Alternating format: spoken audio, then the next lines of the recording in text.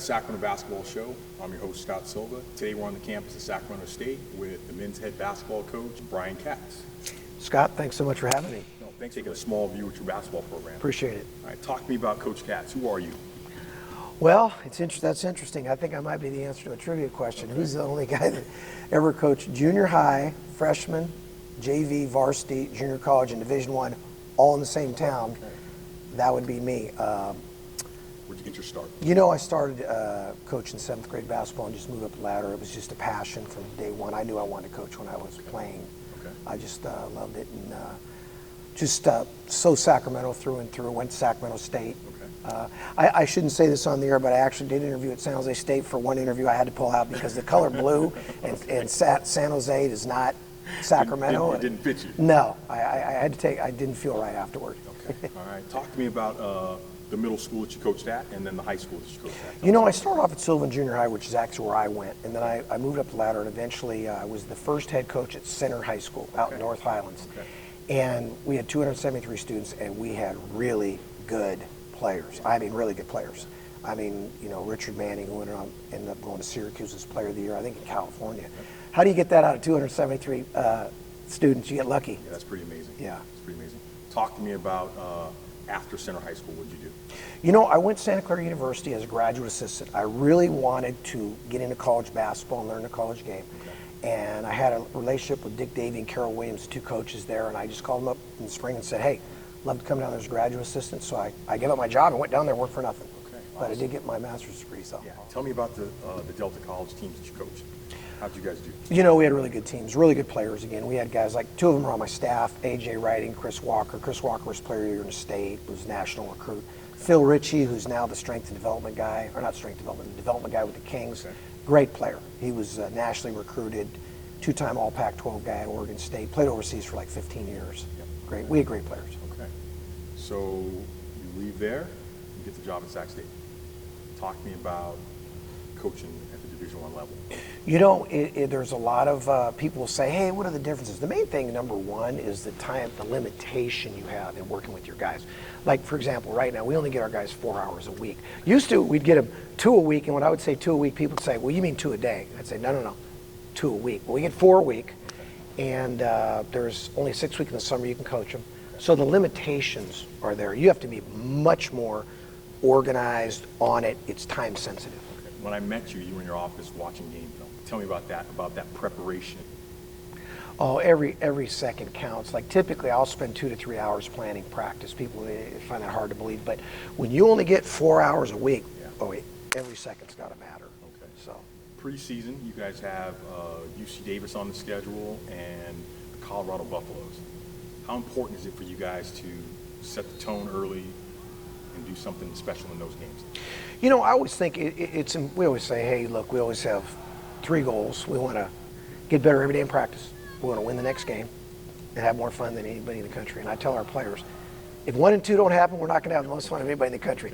So you want to win every game. However, I think the big thing is you just want to progress and get better and develop your team for it to all come together to play your best basketball in league and then in the league tournament at the end of the year.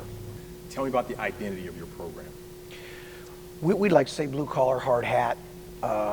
We'd like to say, grinders, guys that have a chip on their shoulder, something to prove. We really feel like that's our identity. Okay. And the teams that we've had been really good, like the team we had that won 21 games and came within a basket of winning the conference. That team really embraced that. They had a big chip on their shoulder. Okay. Talk to me about that group of guys, so the returning 5. So you've got 5 guys to watch on your program, top returners. Tell me what you expect from them. Well, Joshua Patton was a 3rd-team All-League guy this year. He needs to be All-League, and he should contend for the MVP of the league. Okay. 6'8", 230, led the conference in block shots and field goal percentage, I believe, 2 years in a row, if not pretty close. Then we have Isaiah Modihoho-Liafa from New Zealand, 4-year starter. Really a strong, physical kid. Had an off year shooting the ball last year. His first 2 years, 40% from 3. Last year, not as good, but he'll bounce back. Okay. Nobody spends more time on his game than him, and he's really a winner. O.C. Wachiku. O.C. is lightning ball, energy, 6'4", wing player, up, down, all over the place. I really felt, he had some knee problems at the end of last year, but I felt like in the preseason, the way he guarded was as good as anybody we've ever had defensively. And I think I've told him, the other day in our meeting, I said, you need to be defensive player of the year in our conference, no question. CJ Jacobs, senior, he's always done a good job. He's a tweener, a little bit of a player, a little bit of 3, a little bit of 4, can shoot a little, can drive a little, kind of a Swiss knife kind of guy. At times, really can jump up and make plays. Bryce Fowler, 2-year starter, will be a junior this next year, has actually played 1 through 4 in his career with us. Okay. Guys, getting ready for league, you guys are in the Big Sky Conference. What's that like, competing in the Big Sky on a nightly basis? Unbelievable. There's 8 different states, and so the travel is inordinate, and you must have guys that are low maintenance and self-disciplined and that can handle the grind, so to speak. Typically, they're small towns, like, for example, Ogden, Utah, Flagstaff, Arizona, Missoula, Montana, and I'm telling you, the crowds are tough. It's tough to win on the road in our league, and you got to bring it. Okay. So last season, you guys lost 12 games on Saturday. Are you superstitious? Are you superstitious at all? No, I'm not. We really looked at that real clearly. We won 1 game on Saturday, by the way. We did win 1. It was a preseason game. It's just, I think it was just kind of a fluky thing. I really do.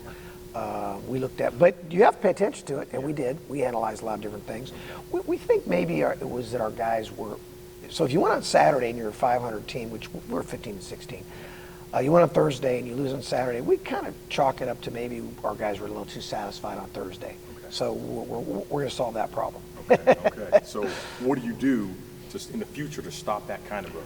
I think the big thing is more about probably my approach and demeanor after a Thursday win. Okay. Meaning, I always say this about our guy, and this is hard to do. People say they can do, but it's hard to do. You want to coach your guys every day like you lost last night. Okay. Now, that's hard to do. Oh, yeah. And especially if you've won, because you do want to say, hey, good job. And we do say, hey, we can be all excited right now, but you wake up tomorrow, that thing's over with. They're not talking about it. So we're going to do a better job with that. Okay. Last season, you guys graduated Marcus Graves. He was your leading scorer, led you guys in assists. Clearly your leader. How do you replace a player like that going into this season?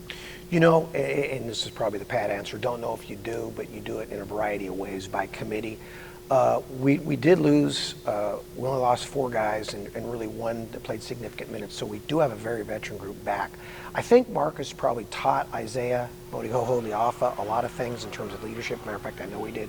Bryce Fowler, Joshua Patton. Joshua Patton's our captain, 5-year guy, 3-year starter, been here for 5 years now. Chose the redshirt his freshman year. He should be an all Big Sky player. He's our captain. So that'll be the way. Now, on the court, we have to play a little different. We were really up, down, really a lot in the on ball. He'd probe, dig, really penetrate. Now, we've got some guys that are good guards, but in different ways. Talking about Cody Demps, what was he like coaching? Unbelievable. I tell people this all the time. And you tell your players this, and I know they think you're making stuff up. I never had to tell them anything twice. And I said, guys, I'm not a genius, but I know if a guy comes out of high school, unrecruited, has 1 scholarship offer, and ends up making it all the way and get a contract with the Kings, and he did everything he's supposed to do, and you only had to tell him once, that might be the recipe for success. I can imagine. So he signed the contract with the Kings. Tell me, how proud of that moment were you? Oh, extremely. And so happy for him. You have to know him. He's so unassuming, so humble, just a steady Eddie kind of guy, and we're just so proud of him. Okay. Negatives. Sorry, talking about some of the positives and negatives of being a mid-major program. I think the positive is that you can develop and shape the program the way you want it to be in terms of what it stands for and all this. I think sometimes the high major is so overwhelming, the pressure is so great. I think, coaches are forced to do some things maybe they wouldn't want to do in terms of this is the way they present the program or recruiting, etc. The negative part would be that, certainly it's recruiting, because ultimately everyone can really coach at this level. I mean, really coach. And as a result, typically the team with the better players will win. Okay. So being a mid-major, you're typically probably not going to have better players than high-major teams, and as a result, how can you develop that? So you have to develop that through player development, through your culture, through your strength training, all the intangibles. I mean, everything from even your nutrition and things. But that would be the downside of it. Kind of positive. Positive is I think you can shape it how you want. I also think you can sneak up on people. You know, we've actually beaten 3 Pac-12 teams, and I think a lot of times they're really not ready. I always tell our guys, I go, it's typical Jan, who do we have in the schedule? Who are we playing tonight? They don't know. Well, now, our guys know all year long who they're playing. Yeah. They know they're going to play a Pac-12 team, so they're excited about it. Okay, so with the 3 wins over Pac-12 teams, talk to me about the feeling of, you know, you sneak up on a Pac-12 team, it's got to be huge. Tell me how that, you know, gives your program a boost. Oh, you know what, it really does. And the other part, too, it gives your guys a lot of confidence, and because it becomes a story. I remember when I took this program over, I think they had a 58-game road losing streak, and we went up and beat Oregon State. It was all over ESPN. They listed it was one of the top 5 wins of the year, and of course that gets everywhere, Twitter, here, there, and everywhere, and your kids. In the social media page, yeah, they feel great about it, that kind of a thing. So it is definitely a positive thing, and it helps in recruiting too. It does. So talk to me, Coach Katz, about recruiting in Sacramento. What's that like, and what's the objective? We really like recruiting local players. We think there's very, very good local players in town. Matter of fact, this year on our roster, we have 3 local players. We have Rick Barrows from Capital Christian, Christian Terrell from Sac High, and we have Will Fitzpatrick from Vista Del Lago. Okay. So our recruiting always begins inside out. We want to know every local player. We have elite camps here. We have team camps. So we're able to really track all the local players and get a good line on them early. Okay, awesome. Talk to me about your evolution through coaching and some, you know, how do you feel that you changed as a coach?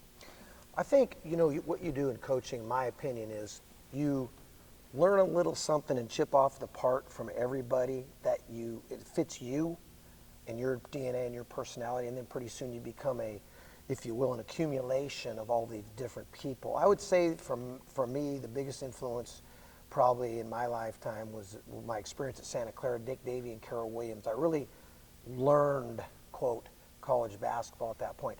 How have I evolved? I think the big thing is patience. You learn to be more patient. But one thing that's never changed and never will is your relationship with the players. If you have a good relationship with the players and you nurture the players and you get to know them and they get to know you on every level, then it's going to get you through the tough times. It's going to get you through adversity. It's going to get you through them playing, not playing, having a rough day in practice, whatever. So it's always about the relationship, and ultimately, I've always believed this. If kids know you care, you can get a lot out of them. And you can just about get everything out. Now, what is a little different today, for sure, about today's kid is, used to be you told a kid how to do it, he went and did it. Now, you have to tell them why and how. And not why, like, in a bad way. It's our society, the way we're raised. Like, people are a little bit like, well, show me why that works. And I don't mean like, hey, why we practice at 6 in the morning today? Not that. More like, well, wait a minute. Why on the on-ball are we going under in this set? Well, because he's a driver, and you know we don't want to get out too high. We want to keep everything in front of us and be able to keep. So why would we go out on the on-ball? We'll go under it, you know what I'm saying, and make him play to his weakness, which is his ability to shoot. So they need to understand that, and when they understand the why, the how comes on a lot easier. So that would be a difference. Awesome. I appreciate that.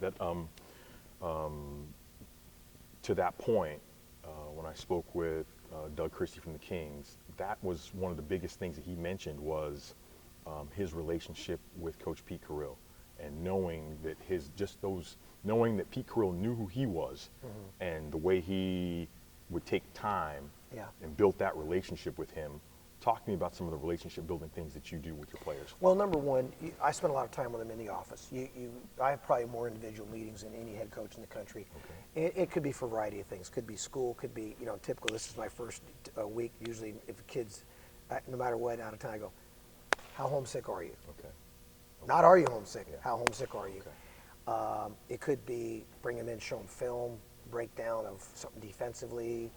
Hey, we need to clean this up. We need to do better. Blah blah blah. Blah. But when you do that, a lot of things are going to come up. Okay. Like, hey, how's your mom doing? Okay. Or hey, how's school going? Blah blah blah. All that. I think if they see you like being around them, you're going to get more out of them. And the more they know about you, I have them all over the house at some point. Like we have a barbecue we kicked the year off where they come to my house. But also I'll have them over individually and sit in the backyard and eat a sandwich with them. Okay.